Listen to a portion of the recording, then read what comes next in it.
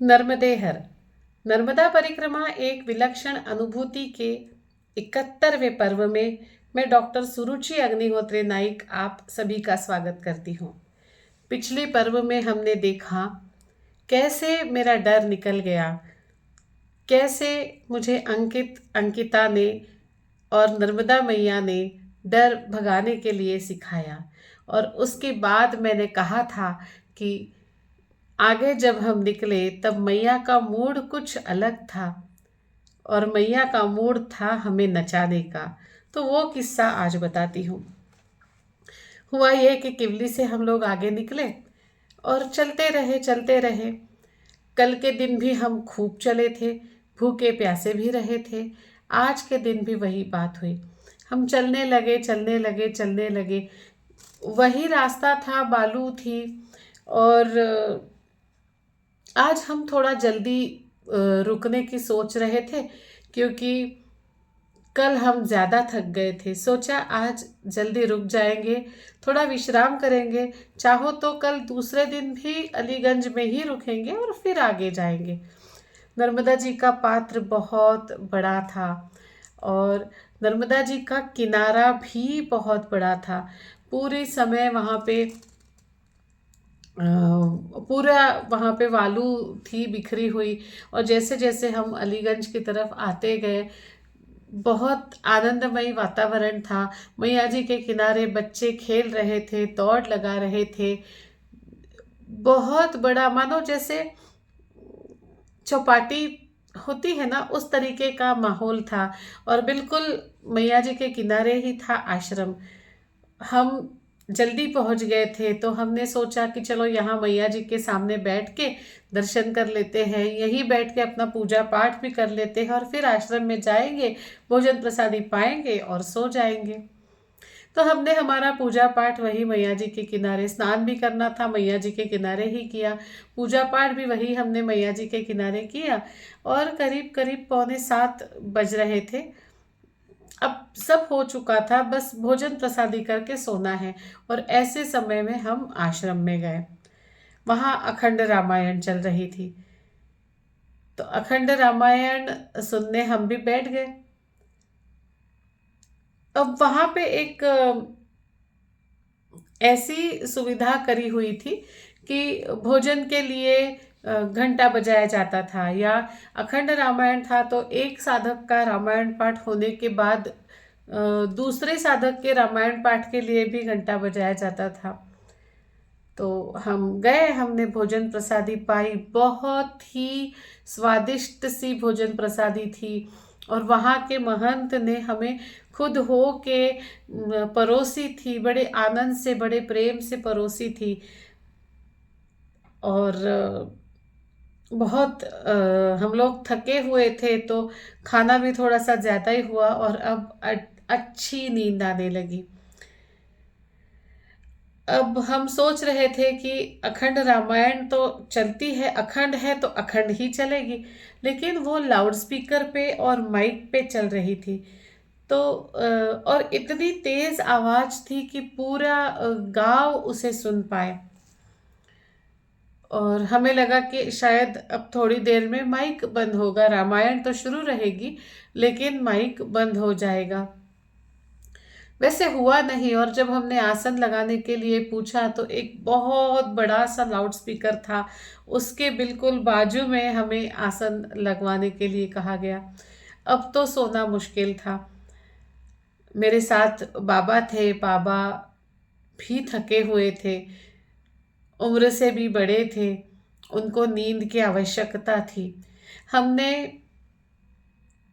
वहां जाकर के पूछा महंत जी से कि क्या ये बंद होगा, तो उन्होंने कहा नहीं, ये तो ऐसा ही चलता है, ये तो बंद नहीं होगा। अरे बाप रे, अब क्या करें। अच्छा, उस आश्रम में भी, मतलब वहां पे एक भी ऐसी जगह नहीं थी जहां लाउडस्पीकर की आवाज सुनाई ना दे। और हमने आसन भी लगा लिया था।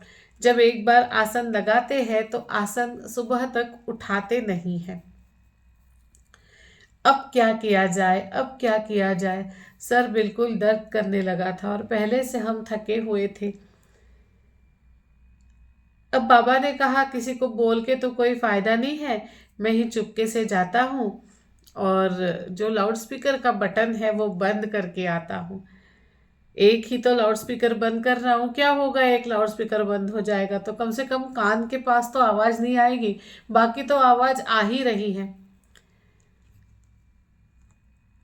तो मैंने कहा कि एक काम करते हैं, फिर ये वाला बंद नहीं करते, ये तो बिल्कुल मंदिर के पास वाला है ना, एक काम करते हैं, हम ही चले जाते हैं, आसन यहीं लगा रहना देते हैं और बाहर आंगन में जाएंगे और किसी पेड़ के नीचे आज बैठे बैठे ही सो लेंगे, सोना ज़्यादा ज़रूरी है। आसन हमने वहीं छोड़ दिया, एक दुपट्टा था मेरे पास, वो लेके हम बिल्कुल जितना कोने में जा सकते थे, जितना लाउड स्पीकर से दूर जा सकते थे उतना हम गए, लेकिन थोड़ी राहत तो मिली, लेकिन आवाज बंद नहीं हुआ। और फिर मैंने बाबा को कहा कि अब ये वाला जो लाउड स्पीकर है ना, इसकी ज़्यादा आवाज़ भी नहीं है और मंदिर के पास भी नहीं है, तो इसको बंद करके देखते हैं। और बाबा गए और उन्होंने बिल्कुल बटन वटन सब ढूंढे और वो वाले लाउड स्पीकर को बंद किया जो अब आश्रम के एक कोने में था। अगर बार बार स्टोन बनने से तंग आ गए हो तो घरेलू नुस्खे छोड़िए और कुछ असली असर देने वाली चीज अपनाइए, जो है tissue salt therapy. Tissue salt therapy शरीर में जो खनिज गड़बड़ करते हैं, यानी कि मिनरल इम्बैलेंस होता है, उसको ठीक करने का कार्य करती है। बार बार स्टोन बनने की प्रवृत्ति को कम करती है, पेशाब में जलन रुकावट को कम करती है, पूरे सिस्टम को बैलेंस करती है। टिश्यू सॉल्ट ही क्यों? क्योंकि ये संपूर्णतः सुरक्षित है, ये कोई केमिकल नहीं है, इसके कोई साइड इफेक्ट नहीं होते, किसी भी उम्र के लोग इसे ले सकते हैं, ये लगभग सभी बीमारियों पर कारीगर उपाय है। ये एक अति प्राचीन चिकित्सा पद्धति है जो संपूर्णतः सुरक्षित है। सही समय और सही तरीके से टिश्यू सॉल्ट थेरेपी का उपयोग करने से किडनी स्टोन का ऑपरेशन टाला जा सकता है। अधिक जानकारी के लिए संपर्क कीजिए तन्य हेल्थ केयर, डॉक्टर सुरुचि अग्निहोत्री नाइक। नंबर है 9823653511। धन्यवाद। एक कोने में था और एक पेड़ था जिसके नीचे सीमेंट का ओटा बनाया था और उस पर मैं और बाबा बैठे हुए थे। बरगद का पेड़ था, ऐसा लंबा चौड़ा पेड़ था, बढ़िया। पेड़ को टिक करके बैठे हुए थे और आज हम वही सोने वाले थे। और बाबा गया भी और उसने लाउड स्पीकर का बटन बंद भी किया। उस पेड़ के पास का वो लाउड स्पीकर बंद भी हुआ और बाबा चल के आया। हम दोनों ने बात की, आहा अब कितना शांत लग रहा है, आवाज़ तो है लेकिन ऐसे कान में ठूसी नहीं जा रही है। चलो अब आराम से विश्राम करते हैं और हम दोनों बैठ गए। एक क्या कहते हैं वो जो ऊपर से लटकती है, जड़, उस जड़ को टिक के बाबा बैठ गए और इधर बाजू वाले जड़ को टिक के मैं बैठ गई। बस 2-4 मिनट हुए ही हो गए, वो लाउड स्पीकर किसी ने फिर से चालू कर दिया। हे राम। अच्छा, वो लाउड स्पीकर चालू कर दिया और सारे ही लाउड स्पीकरों का आवाज और भी बढ़ा दिया। अब तो सोना मुश्किल था। सर पटक के हो गया, घूम के हो गया, बैठ के हो गया, करते करते करते करते रात के 1:30-2 बजे। अब कुछ नहीं करना है, जितना कान को बांध सकते हो बांधो और बैठो।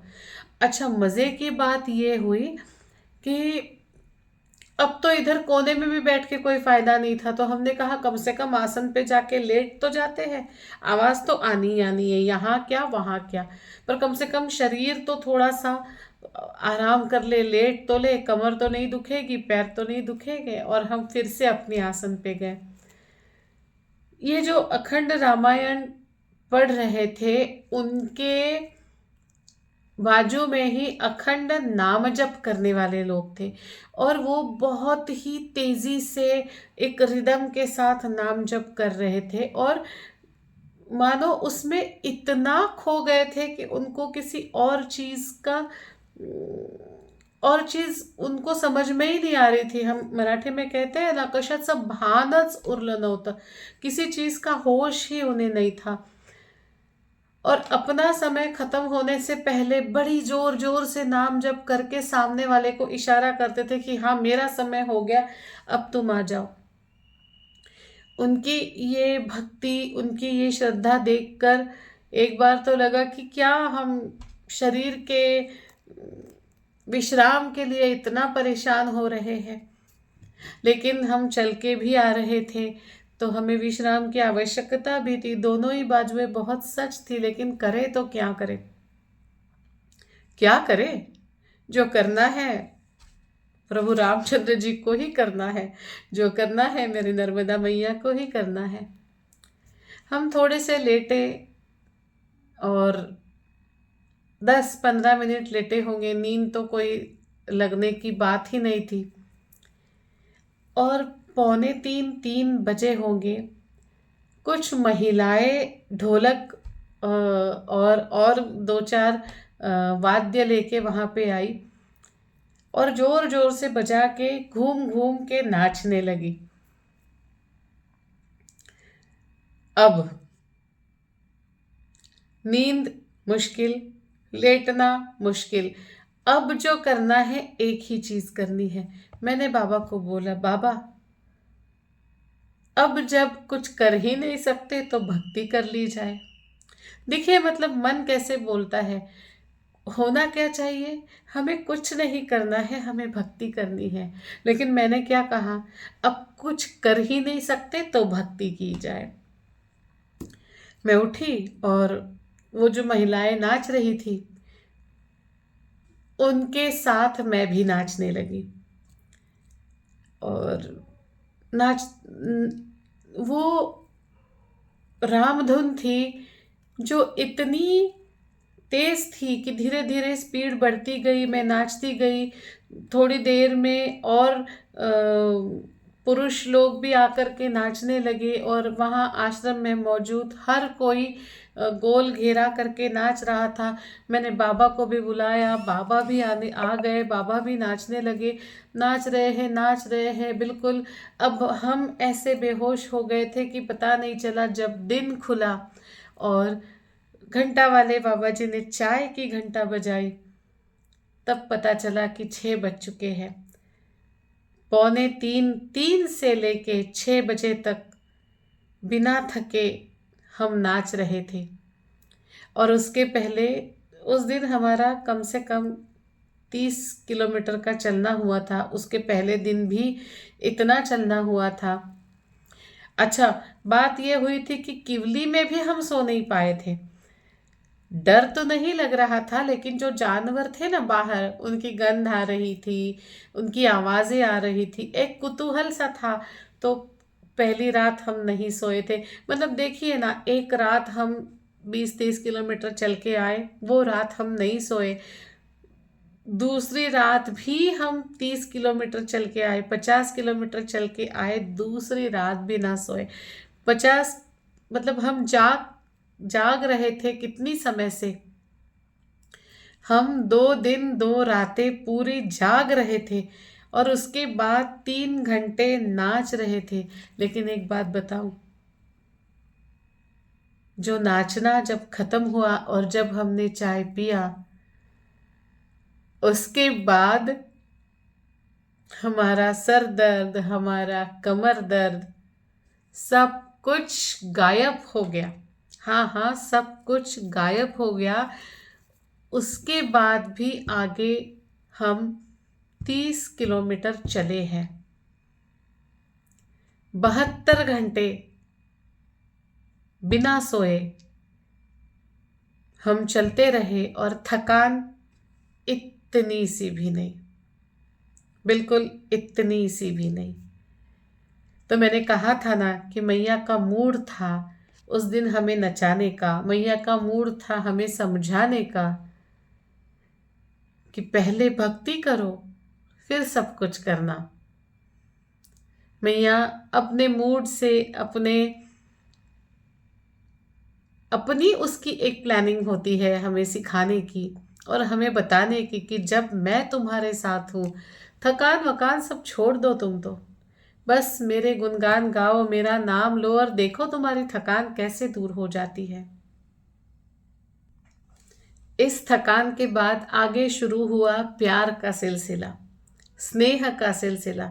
इसके आगे बोरास, चौरास, अनघोरा, इन जगह पे मैया ने जो प्रेम दिया है उसके बारे में क्या ही कहे। अनघोरा तो एक ऐसी जगह है जो मेरे मन के बहुत करीब है, और वहां पे मुझे कुछ मिला भी। क्या मिला? कुछ ऐसा जो मेरे साथ इस जन्म में तो रहेगा ही। अभी नहीं बताने वाली हूँ, बताऊंगी अगले पर्व में। अब एक और बात, हमने हमारे इस चैनल का नाम अनादि अनंत रख दिया है। नर्मदा परिक्रमा की कहानियाँ आपके अनुरोध से मैं जल्दी जल्दी आपके सामने ला रही हूँ, और साथ में एक खोज भी कर रही हूँ आपको कुछ नया बताने की, कुछ अद्भुत बताने की रही हूँ। ऐसी यात्राएं जो एक खोज है अनादि अनंत में।